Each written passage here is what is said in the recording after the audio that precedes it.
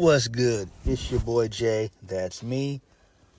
Let's discuss Smackdown for June the 30th, 2023. This was the go-home show for Money in the Bank.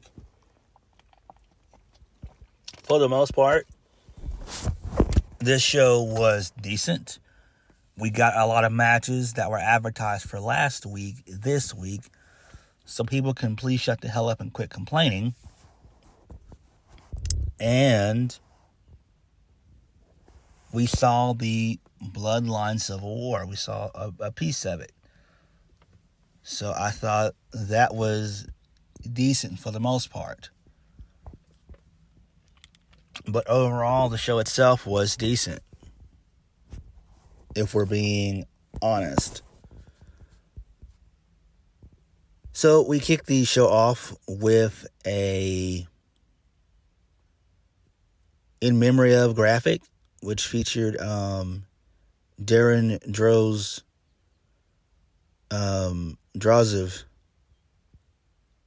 So our hearts and prayers go out to his family. I wasn't too familiar with him. I really wasn't. But his family is in our hearts and prayers. And we send our deepest condolences and gratitude to his family. So we officially kicked the show off with the first match of the night, that being Pretty Deadly versus Kevin Owens and Sami Zayn for the undisputed WWE Tag Team Championships. Pretty decent match here, but in the end, Sami Zayn and Kevin Owens win via the stunner into the haluva kick for the 1, 2, 3. It was kind of cool to see Pretty Deadly wearing matching Brawl and Smackdown attire. They had them on their sleeves. So their right arm had on Raw and the left arm had on Smackdown. That's pretty cool. I dug that. So it does make sense for Sami Zayn and Kevin Owens to retain, obviously. I don't know where you go with Pretty Deadly next. I really don't. I like my boys. They're great so far. The only thing that I don't like is that they have a new theme song. That's the only thing I don't like about them. Other than that, they're still a decent act. They're a very good act, if we're being honest. We all know that Kevin Owens and Sami Zayn are still on track to face Imperium probably at Summerslam. Maybe not, though. Maybe not. Still hearing the rumors of DIY reuniting, but they only have 4 weeks to do that. After Money in the Bank, they only have 4 weeks. So they don't have a whole bunch of time. All right, moving on. So Megan Morant, she's backstage with Adam Pearce. The Brawling Brutes interrupt, and Sheamus is looking for Solo. Ridge Holland also wants payback on Solo Sikoa. Holland asked if Pearce is saying he's not worthy of a banger in his hometown. Pearce says no, and then he books Holland versus Austin Theory, who has been missing for 3.5 weeks. Thankfully, he was found. It's going to be a non-title match, but if Ridge Holland wants to know if he earns a title shot if he wins, Pearce says Ridge will firmly be in contention for the title if he wins. Okay, that's fine, I guess. This leads us into Austin Theory versus Ridge Holland. Ridge Holland basically dominated this match. Like, he dominated like 98% of the match. And then 2 seconds later, Theory wins the match via a rolling drop kick to the throat of Ridge Holland. And that was the finish. And I'm like, what the fuck is that? Like, that really baffled me because that's a weird way to win a match, obviously. I mean, that's cool that they played on that The injury from last week, that when Solo did the Samoan Spike to Ridge, that was a good little throwback. But come on, a rolling drop kick to the throat, and then you get a 1-2-3. What kind of shit is that? That's backwards to me. I felt like he should have done the rolling drop kick and then done like a roll up for the 1-2-3. That would have made more sense. But Ridge, man, he's a freaking powerhouse, dude. The guy is a freaking powerhouse. He was manhandling Austin Theory everywhere. Like belly-to-belly suplexes, power slams. I mean, this guy has a very powerful moveset. Ridge, when he gets his footing, I could definitely see him be U.S. champion or Intercontinental champion. I really could see that. Like, he's built like a fucking brick house. Like, he seriously is. Like, he looks like a guy that was probably a former bodybuilder. That's what he looks like to me. It's like somebody who went into bodybuilding and he aced it. The guy's bit out of fucking granite. Like, I'm not going to hold you guys up. The guy is solid. He needs just a little bit more seasoning, and then he'll get there. But Ridge is pretty solid, though. Post-match, Austin Theory beats down on Ridge Holland some more, but then Sheamus comes in and makes a save. Sheamus goes for a bro kick, but Theory dodges and dips out. So I'm guessing they're going to set up for Sheamus and Austin Theory, probably at SummerSlam, which would make a lot of sense. Because there would be no point for them being the Brawling Brutes to go after the Bloodline, right? That should be just a one-and-done thing. Next, a guy who wasn't on the show at all last week was there this week. That being one Karrion Kross, him and Scarlett. So, Karrion Kross says AJ Styles is one of the most decorated superstars of all time, but he was gasping for air the last time they're in the ring, and that felt phenomenal. Kross says this is the game of chess, and last time he beat AJ with just 3 moves. Kross says there will be a checkmate next week. Tick-tock. Okay. That's fine with me. Also, moving on, a match that we should have got last week, but we got this week. So Triple H is just basically just giving you what you guys wanted last week, and that was advertised to you, and you didn't get it. And that leads us into Bayley versus Shotzi. So Bayley gets the win via the Rose Plant, and she keeps her Money in the Bank ladder match spot. Like, come on, that's common sense. Like, Shotzi is a total clown. I like Shotzi, but come on. Ever since she's been on the main roster, she's been cursed. I don't know with what, but she has been cursed. So post-match, Bayley and Iyo Sky, they celebrate while exiting the ring, and then they taunt Shotzi some more. Then this leads us into Logan Paul being on the Grayson Waller effect. And I, for the life of me, do not understand why Triple H or Vince has not utilized Grayson Waller in a wrestling effect. This makes no damn sense. The guy has been on the roster, the main roster, for a month and a half, and he's not had not one match. I don't know what they're doing with Grayson Waller, but I don't like it. They have toned him down heavily from what he was in NXT. I'm not liking what they're doing with Grayson Waller. It's beginning to piss me off because Grayson Waller is talented. Grayson Waller, for those of you that don't know, he's in his 30s. He's in his early 30s. He doesn't have a lot of time. Start pushing this man. This guy is in his early 30s. I believe he's 32. Start pushing this man. Seriously. The guy is mega talented. I could see him being U.S. champion. I could see him being the Intercontinental champion. I could even see him being world champion if he was on Monday Night Raw. Like, the guy has really good mic skills. He's solid on the mic. Solid work rate guy. And he's just doing these useless Grayson Waller segments. This is his third one.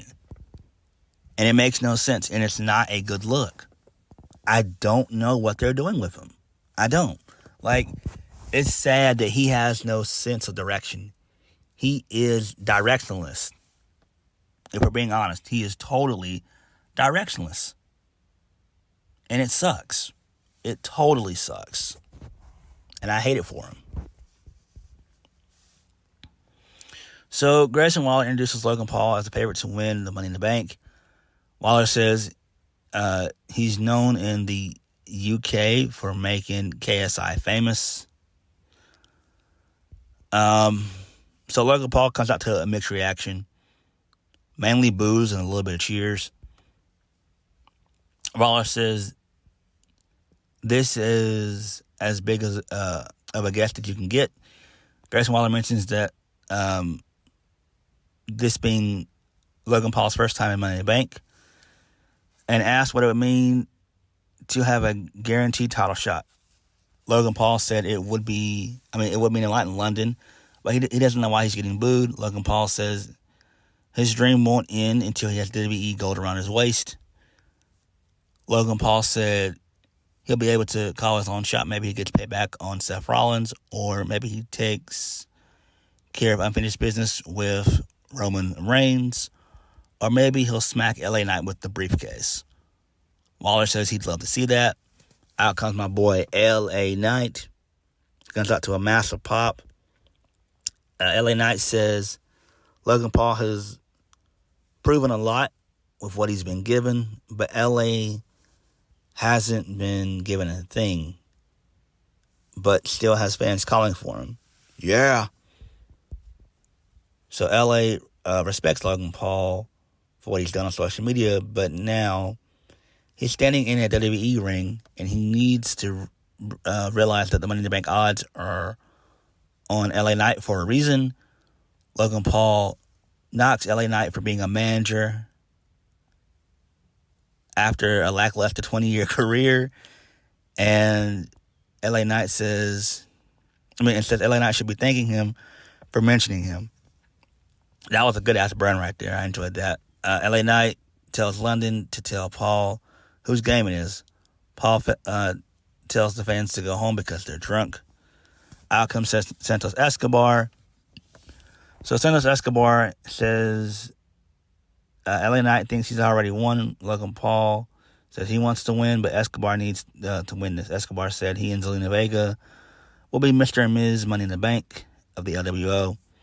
Butch, he comes out to a decent pop, and then everyone starts to brawl. So it's just like this massive brawl. And then Escobar does a flying splash on top of LA Knight on the floor. Butch and Paul, they continue to brawl out on the announce table. So this leads us into our triple threat match, which is what we were advertised last week, but we got this week. LA Knight versus Butch versus Santos Escobar. So Butch gets the win via the bitter end, and then Escobar takes out Logan Paul with a suicide dive. He was going to attempt that on LA Knight, but LA Knight ducked. This allowed for Butch to get the win, like I said before, via the bitter end. Butch climbs up the ladder, and he's able to get the briefcase. We know he's not going to win. So, if LA Knight does not win, we could still have a feud between him and Logan Paul. I think that would be tremendous. I think that would be great. Those two guys on the mic are great. Both guys are good in the ring. So, yeah. But I still think that LA Knight's going to win Money in the Bank. This makes sense. Moving on, another guy that was not there last week, but he's here this week, that being AJ Styles. So, AJ Styles says that Karrion Kross previously won with 3 moves because he broke the rules.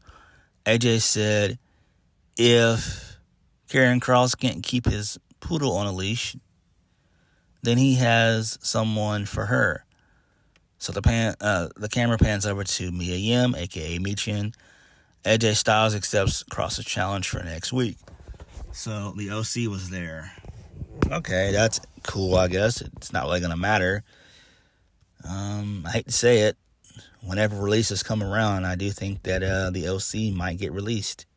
Everybody except for AJ Styles. But I doubt it, though. I doubt it. Since the Good Brothers are there, AJ is probably going to go to bat for all of them. Moving on. Charlotte Flair versus Asuka for the WWE Women's World Championship. So Bianca Belair was spotted in the crowd. She has a front row seat to all the action, and she has a ticket with her. So basically, Bianca shows off her ticket. So Charlotte attempts to go for a big boot. Asuka dodges that big boot. And then Charlotte hits Bianca by mistake. And then Belair comes in and she hits Asuka. So the ref calls for the bell, so Asuka retains via DQ, which makes sense. Bianca then tears apart the announce table. Flair comes over, they have some words. Charlotte Flair says this was her match, but Bianca says this is about Asuka, not her. And then Charlotte puts her hand in Bianca's face. Bianca's like, don't you put your hand in my face ever again. I'm telling you only one time. She does it again. And then that's when Bianca and Charlotte start to brawl. Anyway, this allows for Bianca to KOD Asuka, but the announce table doesn't break. She does the same thing to Charlotte. So she lays both of them out with KODs, which makes sense because this is going to set up for the triple threat match at SummerSlam. Common sense. This was easy, simple booking. We all knew that they were not going to give a winner, a clean winner, with this. So it does make sense for Asuka to retain that way. I knew it was either going to be by a DQ or by a no contest. So, right call there. I'm fine with this. Bianca was a little bit heelish, but it made sense. So she really wants the championship gold. And I think that having Bianca Belair, Asuka, and Charlotte at SummerSlam, that to me is fine. Even though I despised triple threat matches, that's still a decent way to go about it. Who takes the pin there? I don't know. Next, Roman Reigns is out with Solo Sikoa and Paul Heyman. So Roman gets in the ring. Roman says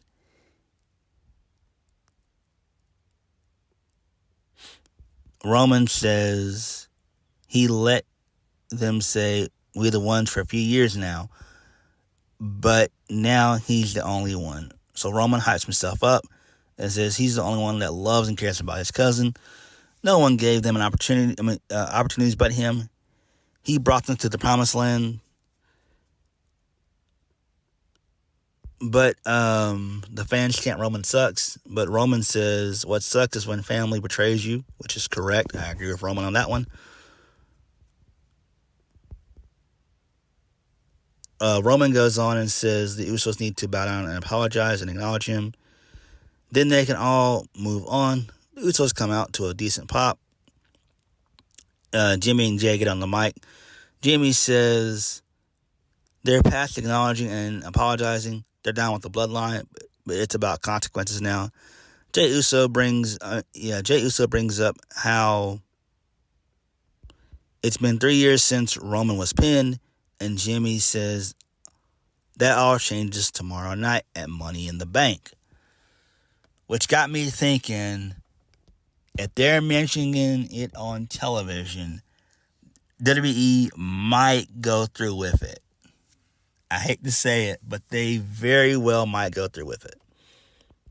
So, Jay says Roman will no longer be the tribal chief when he loses tomorrow. Jimmy and Jay both are not interested in being the tribal chief, but they have someone in mind. Fans chant for Solo. Roman laughs at the idea and looks over at Solo, who's not laughing. Reigns lashes out at the crowd and then at Jay. Jay ends up on the apron. Reigns is smushed in the face, right into a super kick by Jimmy, and then this leads on to a brawl. So the Usos, they attack Solo. He fights them off, and then brawls with Jimmy. Jay drops Roman, but security and officials run down with Adam Pearce. Jay starts super kicking security, but Roman stops him with a Superman punch. Solo and Jimmy brawl at ringside. Reigns takes out security at the bottom of the ramp. Reigns and Solo also have Jimmy down at the apron. Jay runs into the ring. He hits a big suicide dive, taking out everybody. And then Jay gets back on his feet, and then Smackdown goes off the air. So that was pretty cool. I enjoyed that little brawl right there. It made the most sense. I'm very interested in just seeing how they do the finish. I'm very interested in that. Again, I would not put it past WWE to allow Roman to be pinned. I wouldn't put it past him. I don't want it to happen. I think that Roman should only be losing when he loses his titles. When he loses the Universal Championship and the WWE Championship, that's when he needs to get pinned. That's how he should lose. That's the only way he should be getting pinned. Personally, I don't think they're going to do it. I think that was just them playing into rumors online and everything else. I think Solo is going to end up taking the pin because it makes the most sense. I don't know what Roman's going to do for SummerSlam. I can't even begin to think who he would feud with first. Maybe Jimmy, maybe Jay, maybe a triple threat. I don't know. Maybe a 2-on-1 handicap match. I don't know. But they'll think of something. But SmackDown overall, for the most part, was decent. The Ridge Holland and Austin Theory match was okay, but that finish was wonky. The Bloodline stuff is always good. I love the video package they did earlier on in the night, going over everything that happened through the last 3 years of the Bloodline. Charlotte and Asuka being interrupted is great. I love seeing Bianca in that spot. And I know it's going to be a triple threat match for the most part at SummerSlam. That does put butts in seats if you think about it. That's a must-see match. Even though I hate multi-person matches, it's still must-see. Oh, I forgot to mention, last thing. Earlier on in the show, Shotzi was attacked Shotzi attacked both Bayley and Iyo for beating her earlier on. And they put her on a table that being damage control, and then they cut a piece of Shotzi's hair. So who really cares? I could care less about it. But all in all, like I said before, SmackDown was an okay show. It was decent. I'm very excited for Money in the Bank. But what did you guys think? What do you guys think of the show? Let me know. Please hit the like button, comment down below, and subscribe for more videos. I'll catch you guys later. Peace.